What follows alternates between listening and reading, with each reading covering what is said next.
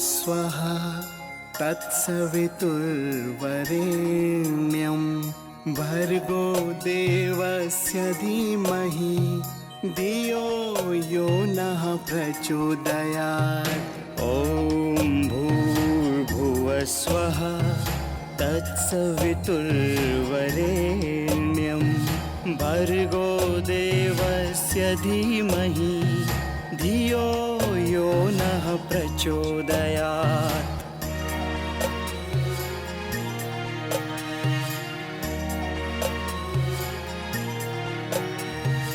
ॐ भूर्भुवस्वः तत्सवितुर्वरेण्यं भर्गो देवस्य धीमहि धियो यो नः प्रचोदयात्।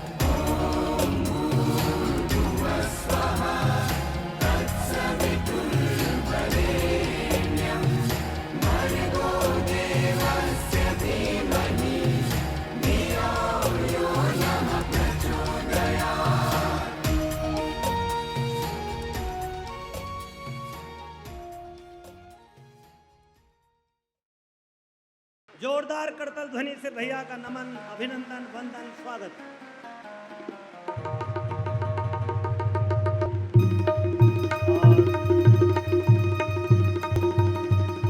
अखण्डमण्डलाकारं व्याप्तं येन चराचरं तत्पदं दर्शितं येन तस्मै श्रीगुरुवे नमः।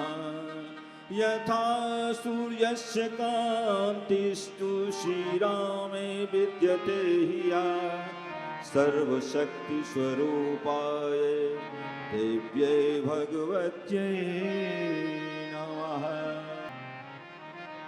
आदरणीय भैया से प्रार्थना, इस महान दीप यज्ञ का युग सृजता सृजन संकल्प दीप महायज्ञ का दीप प्रज्वलन करके शुभारंभ कर रहे हैं। अग्निनय सुपथाराय अस्मान् विश्वानि देववयुराणि विद्वान् युयोधस्मज्जोराणमेनो भूयिष्ठां ते नमो कीर्तिं देमा।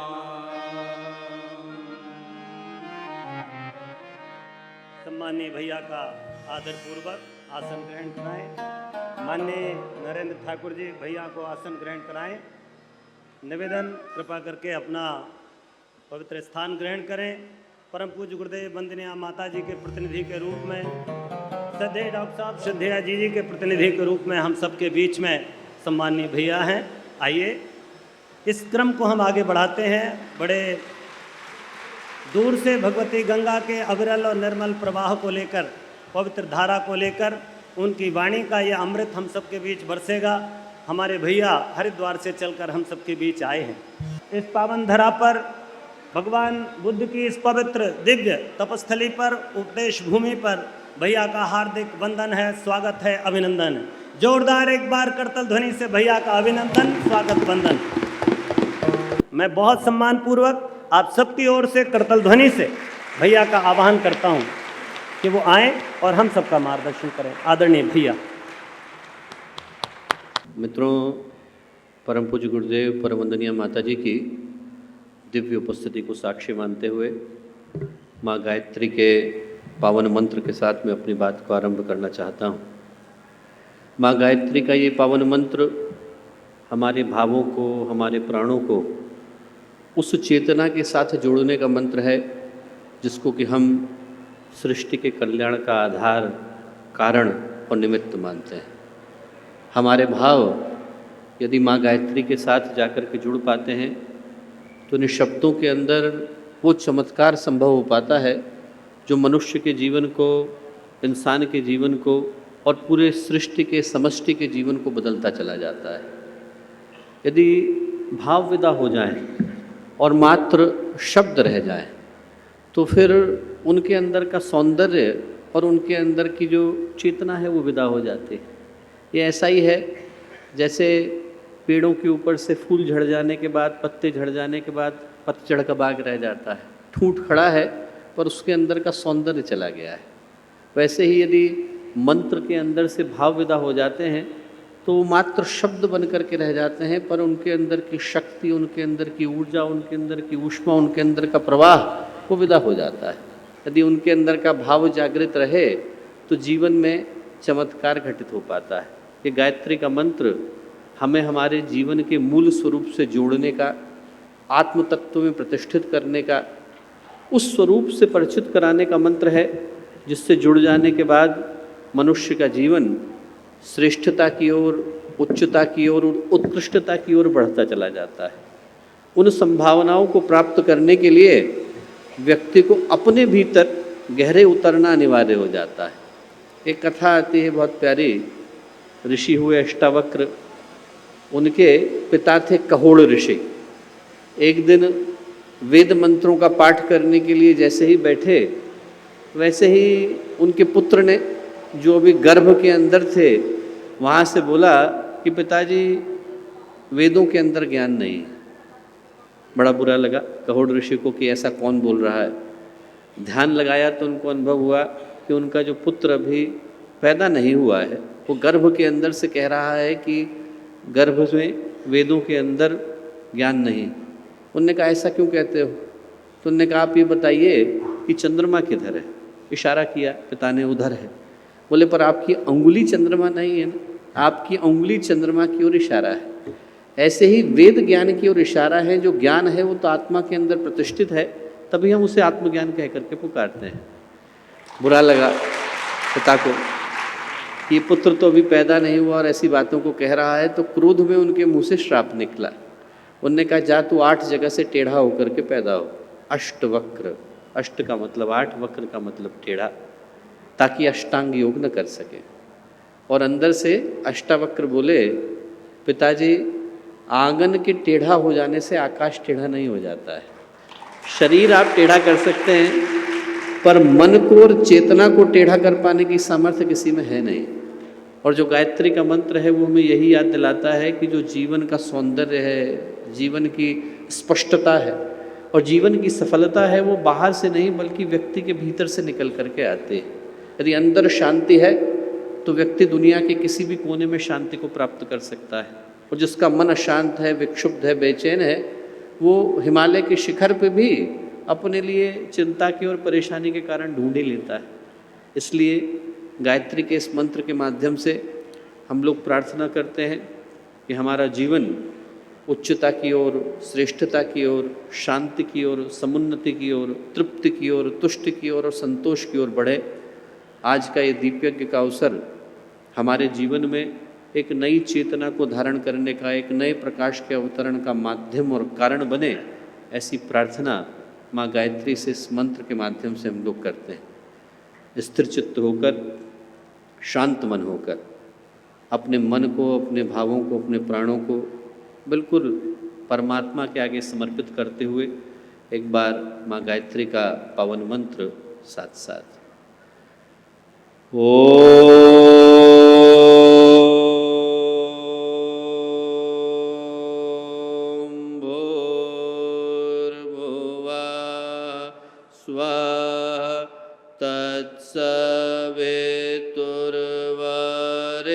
तत्सवितुर्वरेण्यं भर्गो देवस्य धीमहि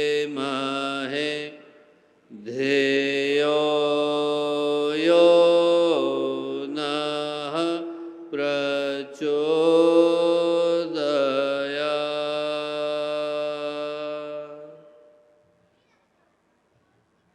परम पूज्य गुरुदेव परम वंदनीय माता जी के दिव्य संरक्षण में आज का ये अत्यंत ही पावन दिन, कार्तिक पूर्णिमा का, देव दीपावली का एक शुभ दिन, गौरवशाली और सौभाग्यशाली संयोगों को लेकर के आया दिन। और इस पावन दिन जब आज हम लोग श्रावस्ती की उस पुण्य भूमि पर उपस्थित हैं जिसने कभी कौशल राज्य के शिखर को छुआ, भगवान बुद्ध के तप को देखा, जैन तीर्थंकरों के श्रवण को अनुभव किया, जहाँ पर ज्ञान, विवेक, वैराग्य, तपस्या ये सभी जाकर शिखर पर विराजमान हुए। जैतवन के सामीप्य में हम लोगों के इस युग सृजता समारोह के शुभ अवसर पर आज जब हम लोग उपस्थित हैं तो आज के दिन को मैं एक और गौरवशाली अध्याय की दृष्टि से देखता हूँ। आज से 1 माह पहले इस जगह की स्थिति ऐसी थी कि यहाँ पर 8-8, 10-10 फीट का पानी था और ऐसा लगा कि जब प्रकृति प्रश्नों को पूछती हुई गायत्री परिवार के युवाओं के सामने उपस्थित हुई है कि आप लोगों का साहस कितना है, आप लोगों की भावनाएं कैसी हैं, आप लोगों की परीक्षा ली जा रही है, तो ऐसे समय में इस श्रावस्ती के स्थान पर उत्तर प्रदेश के युवाओं ने प्रकृति को भी निरुत्तर कर दिया है।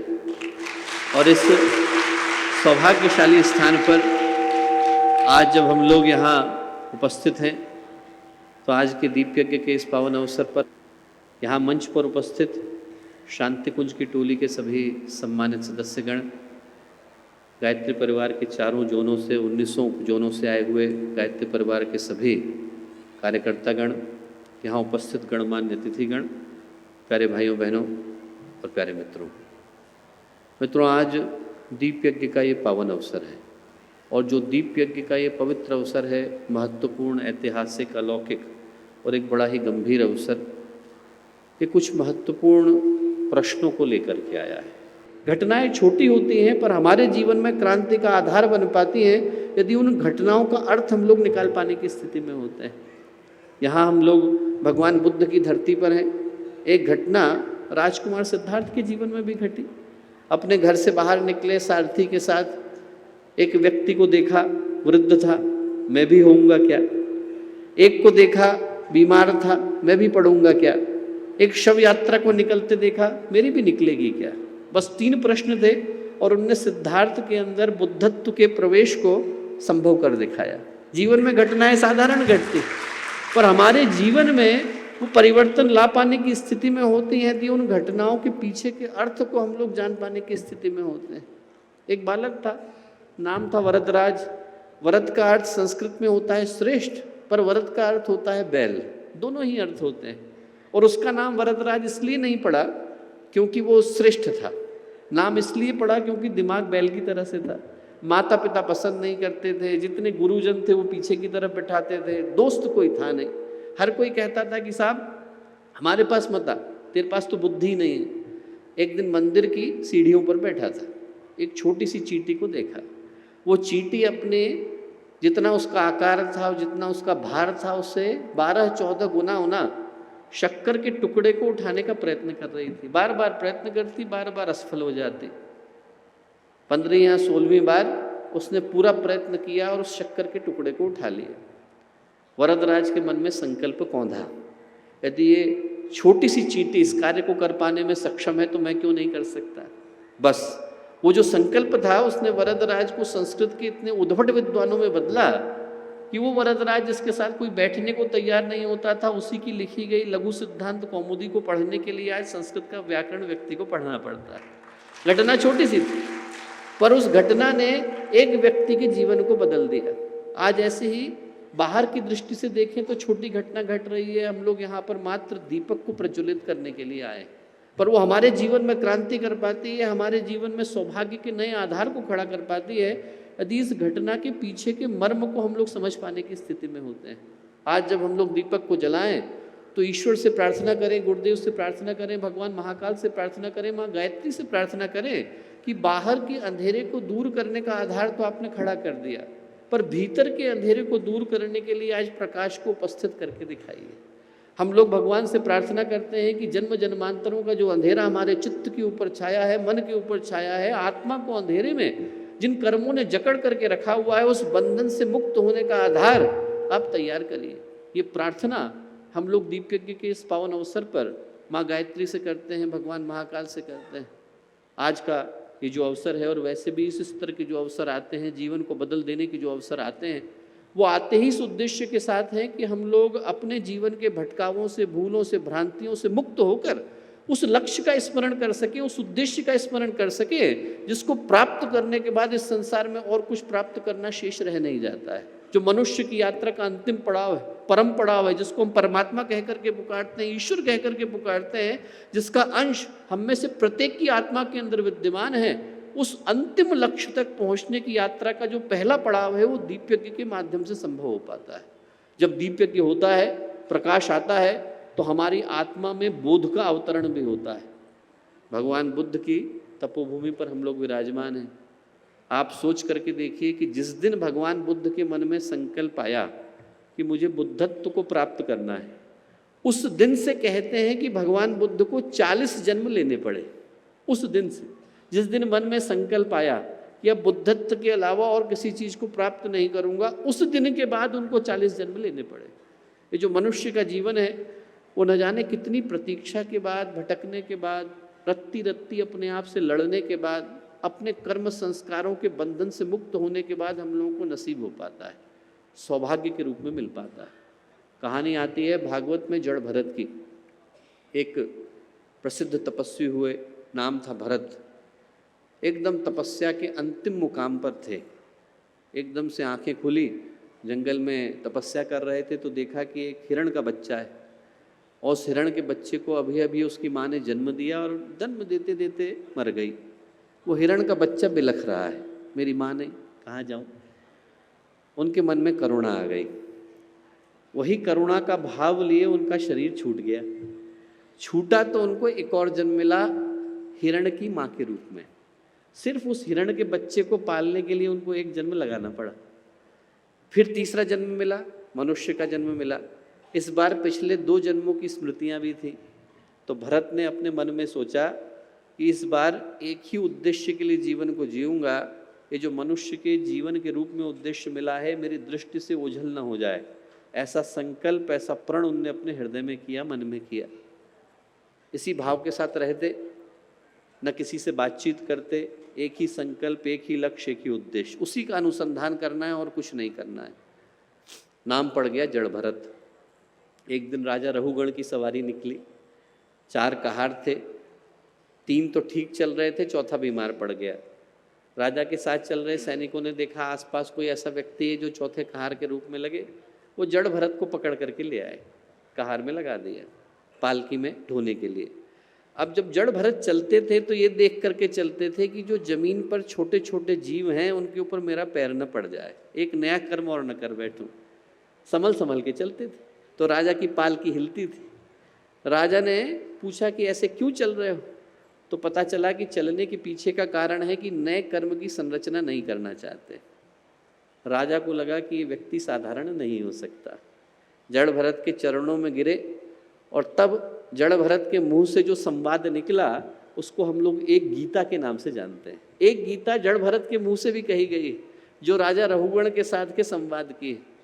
तो यदि व्यक्ति एक उद्देश्य के लिए जीवन को जिए, आज का दिन आया इसलिए है कि हमारे जीवन में प्रकाश हो, तो स्मरण कर सके कि मनुष्य के जीवन का उद्देश्य मिलता बड़ी मुश्किल से है और हाथ में रेत की तरह से फिसल करके चला जाता है। महर्षि गौतम बड़े प्रसिद्ध महर्षि हुए। उनके जो शिष्य थे, कोई राजा था, कोई सेनापति था, कोई मंत्री था, सब बड़े बड़े जगहों पर थे। एक शिष्य भटक गया, डाकू बन गया, बड़ा दुर्दांत। जैसे ही महर्षि गौतम को पता चला तो उनने मन ही मन सोचा कि मैं जाऊंगा उससे मिलने के लिए। गए वो उसके पास, और जैसे ही गए तो लोगों ने कहा कि आप मत जाना साहब, आप वहाँ पर जाएंगे तो वो आपको मार देगा, पहचानेगा भी नहीं। ऐसे ही कार्तिक पूर्णिमा की रात थी, जो आज की रात है, इसी रात की बात। पूर्णिमा की रात में हाथ में खड्ग लिए उनका शिष्य घूमता था, दुर्दांत डाकू हो गया था। इतनी देर में महर्षि गौतम को उसने आते देखा, पहचाना नहीं कि कौन है। उसने अपनी तलवार उठाई कि मैं इनको मारूंगा। तभी चंद्रमा की रोशनी में देखा कि तो गुरु सामने खड़े, हाथ की खड्ग, हाथ की तलवार गिर गई, पैरों में झुक गया। गुरुदेव आप क्यों आए? आँख से आंसू निकले। आप क्यों आए? यदि मैं गलती से आपका वध कर बैठता तो मैं कहाँ जाता? बोले बेटा तू मेरा वध कर बैठता उसकी मुझे इतनी चिंता नहीं थी। महर्षि गौतम बोले तू जो अपना वध करके बैठा है उसकी चिंता मुझे ज़्यादा है। तू अपने जीवन का उद्देश्य ही भूल करके बैठा है। मुझे मार देता तो मुझे इतनी तकलीफ नहीं होती। महर्षि गौतम बोले, पर तू अपने को मार करके बैठा है, अपने जीवन के लक्ष्य को, अपने जीवन के उद्देश्य को भुला करके बैठा है। मैं तो उसी को जगाने के लिए आया। आज का दीप यज्ञ दोस्तों हमारे अंदर के आत्मा को जगाने के लिए आया है, इसी उद्देश्य के साथ आया है। क्योंकि हम भूल जाते हैं उस संभावना को जो हम लेकर के आए, भूल जाते हैं उस वचन को जो हम दे करके आए, भूल जाते हैं कि हम लोग तो प्रकाश के, पवित्रता के, प्रखरता के, परमात्मा के पुत्र हैं। इसी के लिए तो कहा गया है ईश्वर अंश जीव विनाशी। जब भगवान गीता में अपना विराट स्वरूप दिखाते हैं तो गीताकार के मुंह से क्या निकलता है? दिव्य सूर्य सहस्र से, हजारों सूर्यों के बराबर प्रकाश भगवान के अंदर था, और हजारों सूर्यों का प्रकाश जिनके अंदर था, उनके अंश के रूप में आप में से हर व्यक्ति जो आज यहाँ सभागृह के अंदर विद्यमान है लेकर के आया है। आप सोच के तो देखिए कि हमारे पास संभावनाएं कितनी। उपनिषद के ऋषि कहते हैं श्रृण्वन्तु विश्व अमृतस्य पुत्रा, कि अरे आप तो अमृत के पुत्र हैं। आये धामानि दिव्यानि तस्थु, जहां खड़े हो जाएंगे वहां पर दिव्यता का वर्ण होने वाला है। हम में से हर व्यक्ति परमात्मा के पुत्र के रूप में, प्रकाश के पुत्र के रूप में धरती पर आया है। यदि कोई अपने पूरे आत्मबल के साथ खड़ा हो जाए तो आसमान को हिला देने की सामर्थ्य हम में से हर व्यक्ति अपने अंदर विद्यमान रखता है। पर भूलकर व्यक्ति दीनहीन, तुच्छ व्यक्ति की तरह से अपने जीवन को जीता चला जाता है, भूल जाता है कि हमारे जीवन का उद्देश्य क्या है। आज के दीप यज्ञ का अवसर आया इसलिए है कि हर व्यक्ति जब यहाँ से उठे तो मन में गौरव को लेकर के उठे, सौभाग्य को लेकर के उठे, ये याद करके उठे कि मनुष्य का जीवन जिस उद्देश्य के लिए मिला है, उस उद्देश्य की प्राप्ति में अब हमारे द्वारा किंचित भर भी, रत्ती मात्र भी संकोच होने वाला नहीं। और यदि हमने सब कुछ पा लिया दोस्तों और अपने आप को भुला बैठे तो जो मिला वो व्यर्थ ही। सब कुछ मिल गया पर यदि व्यक्ति उस चीज को भुला बैठा जो हमारे जीवन का उद्देश्य है, तो जो मिला वो किसी मूल्य का नहीं। कहानी सुनी होगी आपने कि एक व्यक्ति था, पढ़ा लिखा था, अहंकार में था, बाढ़ आई हुई थी। उसने एक नाविक से कहा कि जरा मुझको पार करा दोगे, दूसरी तरफ जाना है। हाँ करा देंगे बाबूजी, लेकर के चलते हैं। नाव में बैठ गया।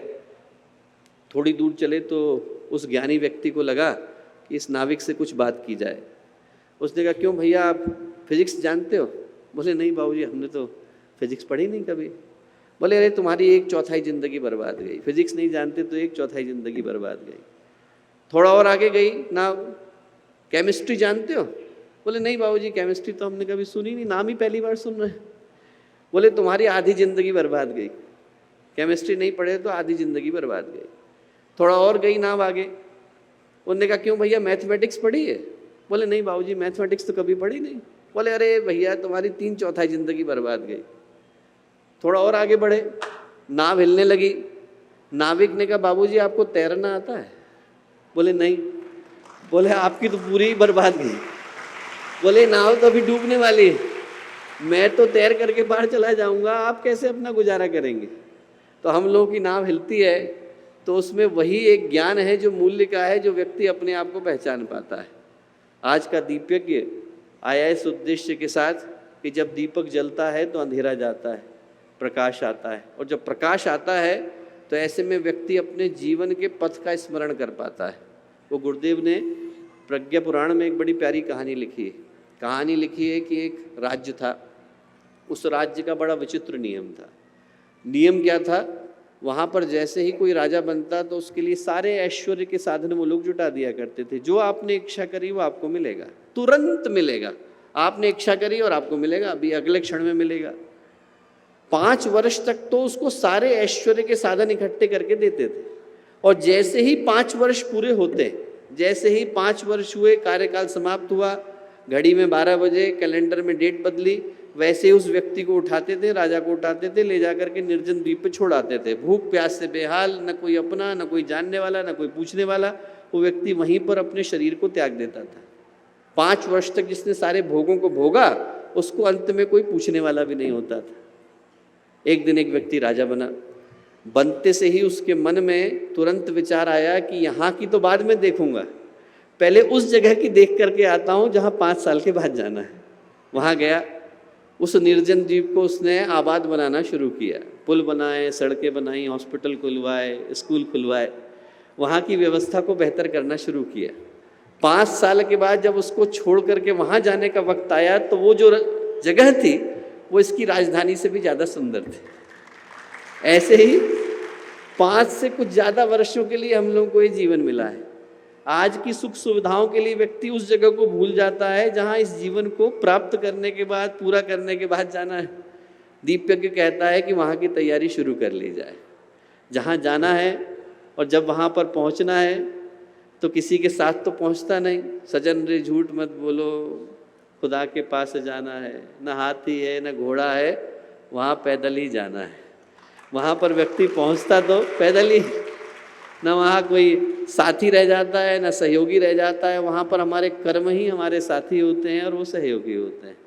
दीपयज्ञ कहता है कि उस जगह की तैयारी शुरू कर ली जाए। गुरुदेव ने कहा दीपयज्ञ का उद्देश्य मनुष्य के चित्त के अंदर प्रकाश को पैदा करना है।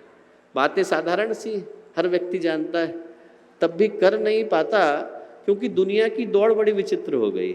कोई कहता है कि पद के पीछे दौड़ो आपको शांति मिलेगी, कोई कहता है प्रतिष्ठा के पीछे दौड़ो आपको शांति मिलेगी, कोई कहता है पैसे के पीछे दौड़ो आपको शांति मिलेगी। मिलती उनमें से भी किसी को नहीं है, पर छिन सारा जाता है। जो भाग रहा है मिलता तो उसे भी नहीं, पर उसके हाथ से चला सब जाता है। वो एक कहानी है गोरकी ने लिखी बड़ी प्यारी, एक गांव के किसान के बारे में। गांव में किसान था, उसने कहीं पर पढ़ा कि एक गांव है साइबेरिया में जहाँ पर ज़मीन मुफ्त में दे रहे हैं। मैं भी लेकर के आता हूँ, सोचा होके आता हूँ। गया वो वहाँ, गांव के प्रधान से पूछा क्यों भैया आप लोग ज़मीन मुफ्त में दे रहे हैं? बिल्कुल मुफ्त में दे रहे हैं। क्या करना पड़ेगा? कुछ नहीं करना पड़ेगा। जैसे ही सुबह का सूरज उगेगा हम आपको 4 झंडियाँ पकड़ाएंगे, आप झंडी लेकर के भागना। जितना उत्तर में भाग गए उतना भागना और पहली झंडी गाड़ना, पूर्व में दूसरी गाड़ना, पश्चिम में तीसरी गाड़ना, दक्षिण की चिंता मत करो हम लोग खड़े हैं। जितनी ज़मीन आपने नाप ली वो सब आपकी है। उसने कहा बस? उन्होंने कहा फिर आज तक किसी को मिली क्यों नहीं? गांव का प्रधान बोला सुबह दौड़ो तो पता चलेगा। सुबह का सूरज उगा, 4 झंडियाँ पकड़ाई गई, उसने भागना शुरू किया। जितना भागा उतना मन का लालच बढ़ा, ये सब मेरा ही, सब मुझे ही मिलने वाला है। उसने सोचा खाना लेकर के क्यों भाग रहा हूँ, टिफिन फेंका। पानी लेकर के क्यों भाग रहा हूँ, पानी फेंका, ज़्यादा दूर पहुँच जाऊँगा। फिर कपड़े उतारे और ज़्यादा दूर तक पहुँच जाऊँगा। 2 बजे याद आया कि झंडी गाड़नी थी तो झंडी गाड़ी। पूरब में गया दूसरी गाड़ी, पश्चिम में गया तीसरी गाड़ी। गोरकी ने लिखा है कि सूरज डूब रहा था, पैरों की जान जा रही थी, खाना खाया नहीं था, पानी पिया नहीं था, साइबेरिया की ठंड में बिना कपड़ों के भगा चला जा रहा था। वो जो अंतिम रेखा थी उससे 6 फीट पहले आकर के गिरा और बेहोश हो गया। जब आँख खुली तो देखा पूरा गांव इकट्ठा है, चंद्रमा सर पे चढ़ गया है। गांव का प्रधान ताली बजा रहा है, बोले भैया तुम तो बहुत दूर आ गए, बाकी के लोग लालच में इतना पड़े हैं कि आज तक लौटे नहीं हैं, झंडियाँ ही गाड़ रहे हैं, वहीं रह गए हो। उसको लगा कि मैं इतनी दूर तक आया तो हो सकता है कि मुझे कुछ डिस्काउंट मिल जाए। उन्होंने कहा कि साहब मैं यहाँ तक आ गया हूँ तो ये जो ज़मीन बच गई है मेरे नाखूनों के बीच में और अंतिम रेखा के बीच में, इसका आप क्या करोगे, मुझे दे दो। गांव का प्रधान बोला तुम्हारे मरने की प्रतीक्षा कर रहे हैं, इसमें तुम्हारी कब्र खोदेंगे, तुमको गाड़ेंगे, इतनी ही ज़मीन तुम साथ लेकर के जाते हो। आदमी लेकर के तो ज़्यादा जाता नहीं, पर ज़िंदगी भाग दौड़ में बदल जाती है। आदमी को कुछ नया मिले न मिले, मृत्यु न भी आए तो भी थकावट इतनी आ जाती है कि ज़िंदगी में कुछ नया करने का उत्साह विदा हो जाता है। जैसे वो कस्तूरी का मृग अपने ही गले के अंदर छुपी सुगंध को ढूंढता हुआ पूरे वन वन भटकता रहता है, वैसे ही अपने अंदर भगवान है, उसको भुलाकर व्यक्ति पूरी दुनिया में भटकता रहता है। वो कबीरदास जी ने लिखा है जो तिल माही तेल है, जो चकमक में आग। तिल के अंदर तेल है, बाहर से नहीं दिखता, आपको निकालना पड़ता है। चकमक पत्थर के अंदर आग है पर घिसने पर निकलती है। जो तिल माही तेल है, जो चकमक में आग, तेरा साईं तुझ में जाग सके तो जाग।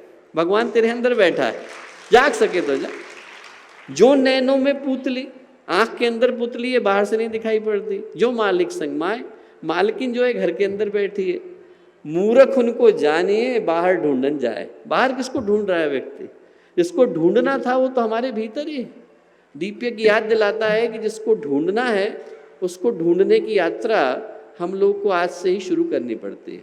जिंदगी नहीं तो सपनों में, छलावों में, मृग तृष्णा में चली जाती है और व्यक्ति के हाथ में लगता कुछ नहीं। व्यक्ति सिर्फ पापों को, दुष्कर्मों को, उलझनों को इकट्ठा करके यहाँ से विदा हो जाता है। ये दीपयज्ञ का अवसर हमारे जीवन में 3 संकेतों को लेकर के आया। दीपक को जलाएं तो याद रखें कि इस दीपक के अंदर जो साहस की संभावना है वो साहस हमारे भीतर आना चाहिए। न जाने कितना सारा अंधेरा हो, यहाँ से लेकर अनंत अंतरिक्ष तक का अंधेरा हो, एक दीपक जलता है तो प्रकाश करके आता है।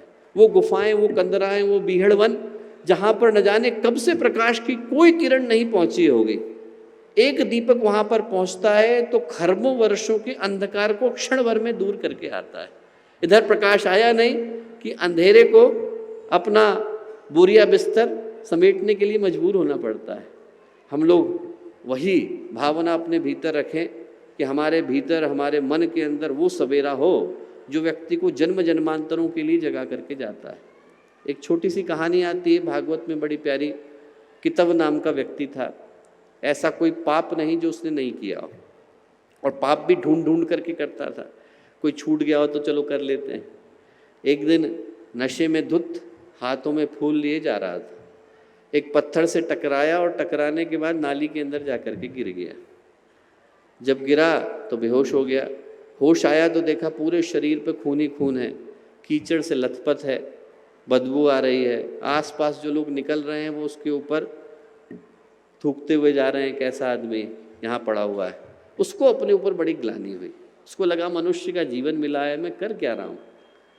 हाथ के पुष्पों की ओर देखा तो उसको लगा इनका क्या करूँ। तो वहाँ भगवान शिव का मंदिर था, गया, शिवलिंग पर अर्पित किया और भगवान से प्रार्थना करी कि भगवान, मनुष्य का जीवन मिला, मैंने बिल्कुल तुच्छ व्यक्ति की तरह से जिया। अब अगली बार आप मनुष्य का जीवन देना तो मुझे थोड़ी होश, समझ, बोध भी तो देना, ताकि मैं जीवन को अच्छी तरह से जी सकूं। इतना कहना था कि शरीर में से रक्त ज़्यादा बह गया था, प्राण छूट गए। ऊपर पहुंचा तो चित्रगुप्त ने बही खाता निकाला। क्यों भैया, देखें तुम्हारे कर्मों के अंदर क्या है। तो चित्रगुप्त बोले कि भाई तुमने तो बहुत पाप कर्म किए, इनके बदले में मुझे क्या मिलेगा। उसने पूछा। 2000 वर्ष का नरक मिलेगा। मैंने कोई अच्छा कर्म किया है? कितव ने पूछा। एक किया है। जब आप भगवान के सामने निर्मल हृदय से खड़े होकर के पुकार कर रहे थे तो वो कर्म बड़ा पवित्र था। आपके मुख से जो शब्द निकले वो पवित्र थे। उसके बदले में क्या मिलेगा? कितव ने पूछा। जितनी देर के लिए पलक झपकती है, निमिष बोलते हैं हम लोग, जितनी देर के लिए पलक झपकी, इतनी देर के लिए स्वर्ग का सिंहासन मिलेगा। क्या लोगे पहले? पूछा। कितव ने कहा कि भाई जिंदगी भर तो 2000 वर्ष तक तो नरक ही भोगना है, क्षण भर के लिए स्वर्ग मिल रहा है तो क्या दिक्कत है, स्वर्ग पहले ले लेते। स्वर्ग मिल गया। अब जैसे ही उसे इंद्र पद का सिंहासन मिला, वैसे ही उसके मन में भाव आया कि देखो मैंने एक अच्छा कर्म किया और मुझे क्षण भर के लिए सही पर स्वर्ग का सिंहासन मिल रहा है, एक और कर लूँ तो क्या दिक्कत है। पुष्प लिया, अक्षत लिया, जल लिया और संकल्प लिया। संकल्प लिया कि इस पद पर बैठने के साथ साथ जो जो वस्तुएं मुझे मिल रही हैं वो अच्छे लोगों को बांट दी जाएं। और इधर संकल्प लेना था कि कामधेनु गाय वशिष्ठ ऋषि के पास चली गई, उच्च श्रवा घोड़ा अगस्त ऋषि के पास चला गया, चिंतामणि गाल्व ऋषि के पास चली गई। सब ऋषियों में, देव पुरुषों में, अच्छे लोगों में बट गई। दान का क्या होता है? दान का सिद्धांत है कि आप जिसको देते हैं उसके कर्म में भागीदार बन जाते हैं। कोई आतंकवादियों को बंदूकें ले जाके दे दे और कहे हमने तो दान दिया, तो दान नहीं दिया, अब तो आपको अपराध में भागीदार हो गए आप। अब आपको उनकी सजा के साथ सजा काटनी पड़ेगी। वैसे ही अच्छे लोगों को दिया तो वो शुभ कर्म लौट करके आया, सारे सप्त ऋषियों का पुण्य लौट करके आ गया। चित्रगुप्त ने बही खाता देखा और कहा 2000 वर्ष का जो नरक था वो शून्य हो गया, अब इस व्यक्ति को जन्म देना पड़ेगा।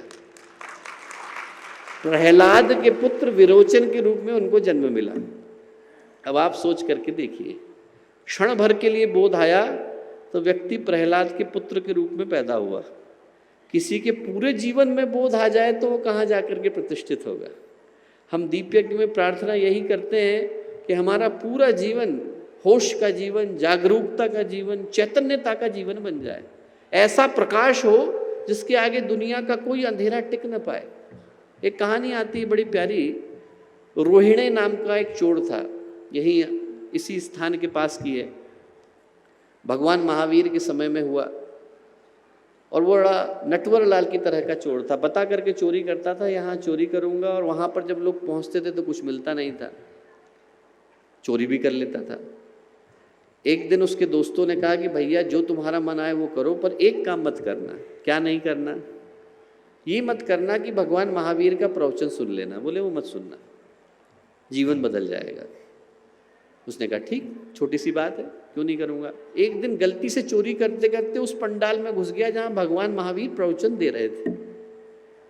भगवान महावीर उस समय में बोल रहे थे कि स्वर्ग के जो निवासी होते हैं वो जमीन से 4 अंगुल ऊपर चलते हैं और उनकी छाया नहीं पड़ती। कोई विशेष ज्ञान की बात नहीं है, इतनी सी बात है। कोई तप का सूत्र, साधना का, अध्यात्म का सूत्र नहीं, इतनी सी बात थी। इतनी बात कान के अंदर गई, तभी उसको होश आया कि अरे तो भगवान महावीर का प्रवचन पंडाल है। कान में उंगली डाली, वहाँ से बाहर भागा, दोबारा कोई दूसरा प्रश्न मेरे दिमाग में ना आ जाए। बाहर गया, 3 महीने के बाद पकड़ा गया। राजा ने मंत्री से पूछा क्यों, उसने जुर्म कबूले कि नहीं? बोले नहीं साहब, नहीं कबूले। राजा बोले कोई तरीका निकालो। तो मंत्री ने कहा एक तरीका है, आप अनुमति दें तो हम लोग करें। बोले हाँ। मंत्री ने औषधि दी और उसको बेहोश कर दिया। अब जब होश आया तो उन लोगों ने स्वर्ग का वातावरण रचा। होश में आते से ही रोहिणी ने पूछा मैं कहाँ हूँ? तो वहाँ पे सारे अभिनय करने वाले लोग बैठे थे, मंत्री भी बैठे थे। मंत्री बोले तुम स्वर्ग में आ गए हो, ये स्वर्ग है, मैं चित्रगुप्त हूँ। और बोले यहाँ पर तुम्हारे कर्मों का हिसाब किया जा रहा है। बोले यदि तुम स्वयं अपने दुष्कर्म कबूल लोगे तो तुम्हें डिस्काउंट मिल जाएगा, हम तुम्हें स्वर्ग में सीधे रख लेंगे, तुम्हें कोई नरक भुगतना नहीं पड़ेगा। अब वो बोलने ही वाला था अपने कर्म। इतनी देर में उसके मन में आया कि अरे भगवान महावीर ने एक बात कही थी, स्वर्ग के निवासी जमीन से 4 अंगुल ऊपर चलते हैं, छाया पड़ती नहीं। उसने मंत्री जो चित्रगुप्त बने हुए थे उनसे कहा क्यों साहब आप स्वर्ग में हैं, आप चित्रगुप्त हैं? बोले हाँ। जरा खड़े होके दिखाएंगे। अब जैसे ही वो खड़े हुए तो उनको समझ में आया, रहे तो ज़मीन पे खड़े हैं, छाया भी नहीं पड़ रही। वो वहाँ से भागा, और जब भागा तो उसके मन में आया कि देखो एक पंक्ति मेरे कान में गई, उसने आज मेरे जीवन को बचाया। यदि मैंने पूरा ही सुन लिया होता तो मैं कहाँ गया होता। वहाँ से निकला और भिक्षु बना। आज हम लोग सोच करके देखें कि गुरुदेव की किसी एक पंक्ति ने हमारे जीवन को बदला। कोई एक सद्वाक्य हमारे कान में गया होगा तो आज हम लोग यहाँ आकर के बैठे हैं। जो बच्चे बैठे हैं उनके दादा दादी, नाना नानी के कभी पीठ पर गुरुदेव का प्रेम का हाथ लगा होगा, तो पूरा परिवार यहाँ पर बैठा है। ऐसे कितने लोग होंगे जिनके जीवन में क्षण भर के लिए गुरुदेव का आगमन हुआ, और जो क्षण भर का आगमन था वो उनके जीवन को बदल करके गया। उसके कारण आज हम लोग यहाँ आकर के बैठे हैं। यदि गुरुदेव की सारी बातें हमने आत्मसात कर ली होती तो हम लोग किस शिखर पर जाकर के प्रतिष्ठित हुए होते। हम लोग प्रार्थना करें कि वो सारी बातें हमारे जीवन को बदल करके जाएं, उनका एक एक सूत्र हमारे जीवन में, व्यक्तित्व में आत्मसात हो जाए। दीप यज्ञ हमें बताता है कि वो साहस, वो संभावना के शिखर को छूने का भाव हमारे भीतर में आए। और जो अंतिम बात दीपक हमें बताता है वो ये कहता है कि यदि प्रकाश लाना हो तो किसी को बत्ती बनना पड़ता है, किसी न किसी को अपने आप को तिल तिल करके जलाना पड़ता है। कहीं से परिष्कार की यात्रा शुरू होती है, वो दूसरे के घर में प्रकाश को पहुंचा के आती है। मेरे घर में अंधेरा है तो मैं दूसरे के घर में रोशनी नहीं पहुंचा सकता हूँ।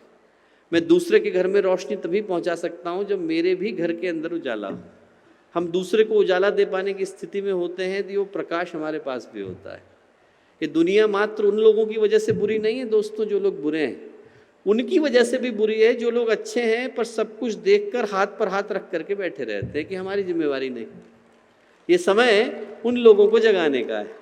जो दीप यज्ञ का अवसर है वो यही याद दिलाने के लिए आता है कि आज जब यहाँ श्रावस्ती की भूमि पर 15 से 20 हज़ार के करीब युवा विद्यमान है, गायत्री परिवार का भविष्य, भारत का भविष्य, इस युग का भविष्य यहाँ पर उपस्थित है, तो संकल्प हम लोग लें कि चाहे जिंदगी में कितनी तकलीफ आए, कितना कष्ट आए, पर उस पथ को नहीं छोड़ेंगे जिस पथ को हम लोग आज अपना करके जा रहे हैं। यदि व्यक्ति उस संकल्प को लेकर के खड़ा होता है तो एक को देख करके 10 खड़े होते हैं, 10 को देख करके 100 खड़े होते हैं, 100 को देख करके 1000 खड़े होते हैं, 1000 को देख करके 10,000 खड़े होते हैं, 10,000 को खड़े होकर 1 लाख खड़े होते हैं, और 1 लाख को देख करके पूरा युग उनके पीछे जा करके खड़ा होता है। व्यक्ति दुनिया को बदल पाने की सामर्थ्य रख पाता है यदि एक व्यक्ति के हृदय में कहीं पर भाव आता है कि बस बहुत हो गया, अब इस अनीति को हम लोग स्वीकार करने वाले नहीं। अंधेरा आता है तो कुछ के हृदय को आक्रांत करके जाता है, पर कुछ के हृदय को झकझोर करके भी जाता है कि आपको आज के समय को बदलने के लिए जागृत होने की आवश्यकता है। राजा सगर के पुत्रों को श्राप लगता है तो परिवार में संताप का वातावरण बनता है, पर उसी के कारण उनके परिवार में भगीरथ भी जन्म लेते हैं, जिनके संकल्प के आगे माँ गंगा को धरती पर अवतरण के लिए बाध्य होना पड़ता है। यदि अंधेरा आता है तो कुछ को तो डरा के जाता है, पर कुछ को जगा करके जाता है।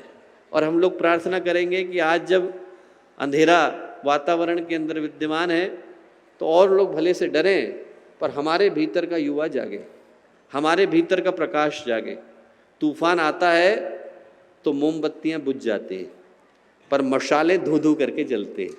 ये समय मशालों के जलने का है, ये समय मशालों के जागृत होने का है। हर व्यक्ति से मैं प्रार्थना करूंगा जो दीप यज्ञ के इस पावन अवसर पर यहाँ विद्यमान है, उठे तो मन में संकल्प लेकर के उठे, ये भाव लेकर के उठे कि चाहे कुछ भी हो जाए, पर इस पथ से न हमें पीछे हटना है, न तनिक भी डगमगाना है और न कहीं पर भी रुकना है। भगवान करे कि आप लोग उन ऊंचाइयों को प्राप्त करें कि आपकी ऊंचाई के आगे हिमालय बौने पड़ जाएं, समंदर छोटे पड़ जाएं और दुनिया की जितनी भी ऊंचाइयां हैं वो सब छोटी होकर के रह जाएं। जितने दुखी हैं उनका हम लोग सहारा बन सकें, जितने भटक गए हैं उनके लिए इशारा बन सकें, और जहाँ जहाँ पर अंधेरा है उन जगहों के लिए हम लोग सवेरा बन सकें। ये प्रार्थना हम लोग लेकर के जाएं, ये संकल्प लेकर के जाएं, ये भावना लेकर के जाएं। ऐसी प्रार्थना हम लोग गुरुदेव से करते हैं। इतनी कष्ट भरी परिस्थितियों में इतनी देर तक इन बातों को आपने बहुत धैर्य के साथ, शांति के साथ सुना, उसके लिए आप सबको बहुत सारा धन्यवाद, शुभकामनाएं, मंगल कामनाएं। और एक बार मैं ये चाहूँगा कि जो इस कार्यक्रम के असली हीरो हैं, जिन लोगों ने इस कार्यक्रम को इतनी कठिन परिस्थितियों में संभव कर दिखाया, यहाँ की युवा टीम, उत्तर प्रदेश की युवा टीम, उसके लिए हर व्यक्ति के मन से, हृदय से शुभकामनाएं निकले और हाथों से उनके लिए एक जबरदस्त करतल ध्वनि निकले। इस भाव के साथ निकले कि जो निनाद यहाँ पर गूंजा है, जो निनाद यहाँ पर गूंजा है, उसकी आवाज़ अंतरिक्ष के दूसरे कोने तक जाए।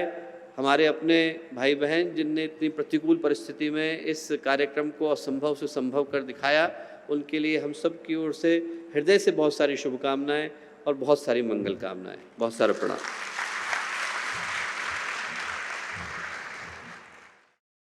हमारे YouTube चैनल शांति कुंज वीडियो गायत्री परिवार को सब्सक्राइब करें एवं बेल आइकन जरूर दबाएं ताकि गायत्री परिवार की विभिन्न गतिविधियों की जानकारी आपको मिलती रहे।